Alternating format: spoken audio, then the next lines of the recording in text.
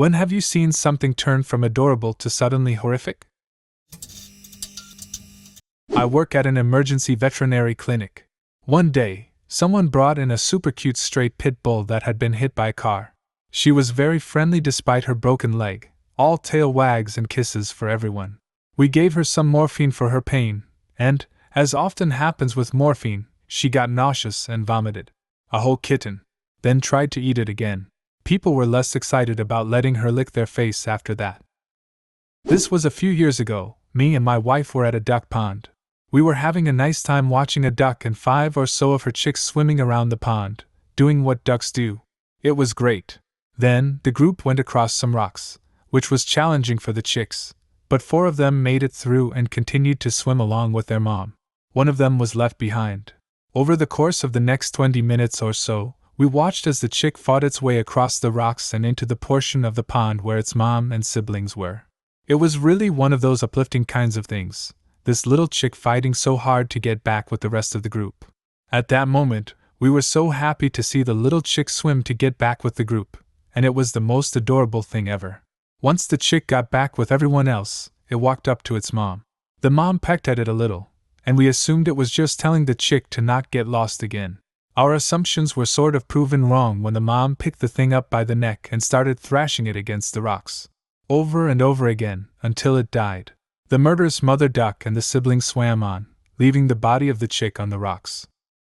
My father found a duckling in a McDonald's parking lot. It was all alone, so he decided to take it to a local lake and drop it off near another mama duck and its babies. Well, the mama duck rejected it immediately and set about to kill it. So almost succeeded, but he scrambled away and my father took him over another duck family. This one accepted it right off the bat. As the ducks go swimming off, the new family member was eaten by a catfish. Well, geez. That went from bad to worse to great to heart-crushing. My sister-in-law was walking their dog and they came across a duck stuck in the mud. The dog went over to the duck and helped free itself. Then once the duck cleaned himself off, the dog pounced on it and killed it. He didn't want to save it, he just wanted a fair fight. I'm starting to think ducks just have awful luck, in all stages of life. My friend owned 2 cats, Trisha and Sako, when we were young. Trisha was a pretty typical cat, smart as a whip, utter disdain for most other living things, but Sako? Sako wasn't bright, even by dog standards. He did, however, idolize Trisha to bits. Anytime Trisha was doing something or climbing something, Sako wanted in on it. He was never mean-spirited, he genuinely wanted to be close with Trisha, but he came on a little strong. Trisha often wanted to be alone, and would frequently make a game out of getting to places Sako was too dumb or too clumsy to reach. Then she would leer down at him for hours at a time, as if to say, "Any time we've ever done anything together has been out of the charity of my heart, you dumb waste of space." Anyway, fast forward to a typical summer day, and I'm over at her house helping her get set up for a garage sale. All day Sako is unusually persistent in trying to hang out with Trisha, and no matter where she hid, no matter how she rebuffed him, he found a way. We let them out into the yard while we were cleaning, and for a while the charade kept up. Eventually Trisha settled at the edge of the yard, and just sat. Sako plopped down next to her, and leaned into her, and for the first time in their history Trisha didn't run. She just sat quietly, and Sako probably thought it was the greatest day of his life. I didn't know what I was watching until after the fact, but with a calculating coolness and calmness I've never even seen in a person, Trisha watched traffic go by on the road. My friend and I cooed at the sight of Sako finally wearing Trisha down to the point where they were friends, but it was all an act. Back and forth her head snapped, watching several cars go by until finally, in front of a red SUV, Trisha made a mad dash into the street, sprinting across to the other side. Sako never stood a chance. Flush with the feeling of acceptance, he took off after Trisha, completely oblivious to the trap she'd so carefully laid. A full 3 or 4 steps behind Trisha, Sako was mercilessly pancaked with expert timing. I watched it happen, and I knew as she came strutting back across the street that I had just witnessed feline murder. I couldn't believe it. My friend reports that Trisha slept soundly at the foot of her bed that night. And if I'm being brutally honest, I'm mildly impressed with Trisha's skill in the matter. She couldn't have been more than a second from death herself, but then again, That's probably how she drew it up. You're lucky you never pissed off Trisha. I was driving a box van through a small town, and apparently it was bring your dog to school day for a bunch of elementary school kids. In a split second, I saw a dog break away from his little owner and spook a baby fawn out of the brush towards the road. Before I could touch the brakes, I felt a small bump. The fawn went right under my back right tire. Well, only its head went under the tire.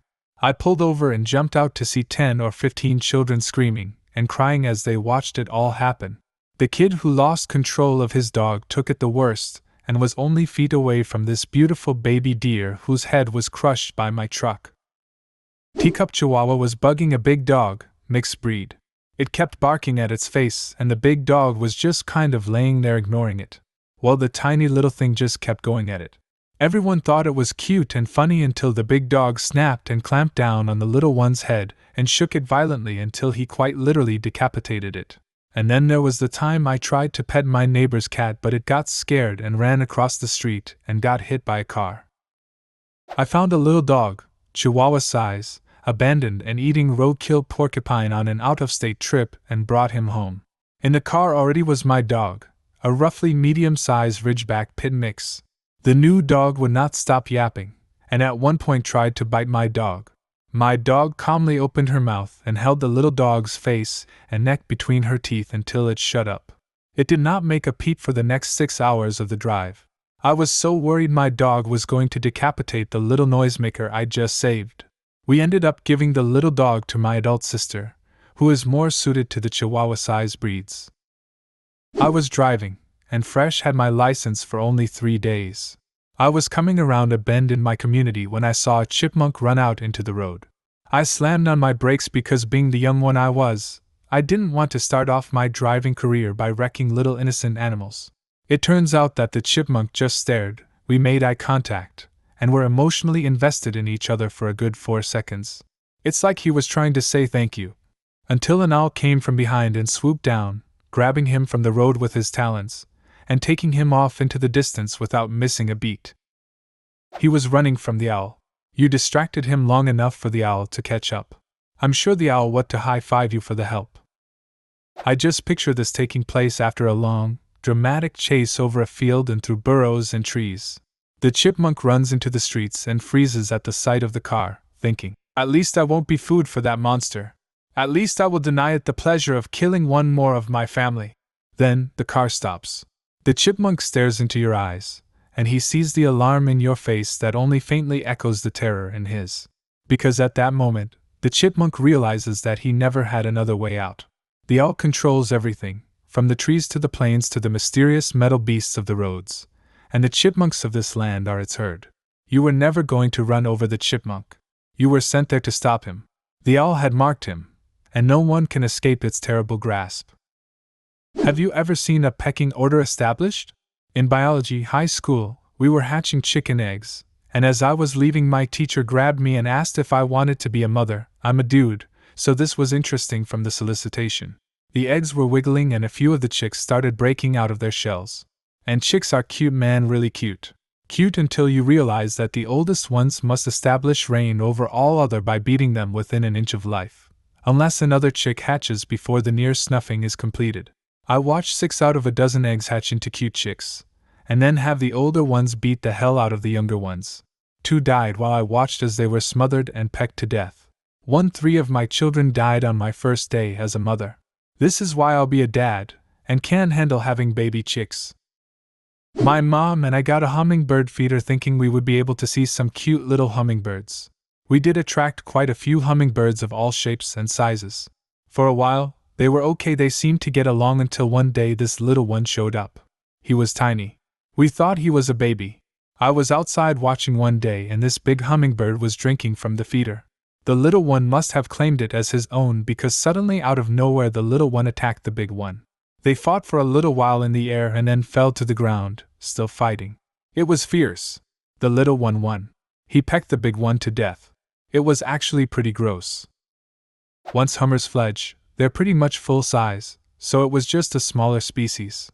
That said, hummingbirds are absolutely vicious. I know that for a fact now. The whole hummingbird feeder was a fiasco. The wasps came soon after and scared away any hummingbirds and then the ants. We tried everything to keep the bugs away, but it was impossible. Finally, a squirrel knocked it off the hanging and the dogs in the yard had it for a whole day without us knowing and chewed it all up. My cat brought me a nest of birds one time. She very gently packed each chick from the nest, they were some sort of ground nesting birds, and sat them in front of me, one at a time. She kept running back to the nest after depositing each chick. Not a feather was harmed on the baby birds, and I gathered them up together.